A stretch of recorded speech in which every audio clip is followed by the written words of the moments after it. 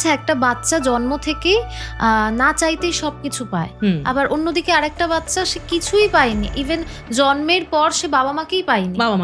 তো এই সবটাই কি এর পিছনে হচ্ছে পাস্ট লাইফ? হ্যাঁ, সবটাই কার্মিক। যেটাকে আমরা কার্মিক ব্লকেজ বলো, ওটা কিন্তু অ্যাকচুয়াল পাস্ট লাইফ রিলেটেডই ইস্যু থাকে। কার্মিক ব্লকেজটা যে কোনো অসুখের জন্যে আমি বলবো past life, any type of disease. তো সেখানে যদি সোলের এবারে হ্যাঁ, এটা বলতে পারো এখানে কিছু কিছু জিনিস থাকে এই বার্থের কিছু কার্মা।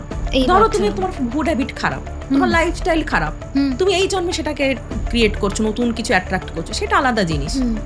হ্যাঁ, অথচ এক এক সময় হয় না যে মানুষটা সারা জীবন এত ভালো সুন্দর একটা হেলদি লাইফ কাটিয়ে তা সত্ত্বেও তার জীবনে নানা রকমের অসুখ, যার কোনো নেই।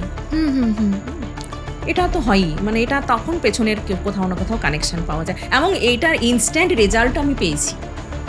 ইনস্ট্যান্ট সেশনের পরই মানে 1-1.5 মাসের মধ্যে আমার কাছে মানে ফিডব্যাক এসে গেছে যে তারা কিন্তু ওই জায়গাগুলো রিকভারি করে নিয়েছে।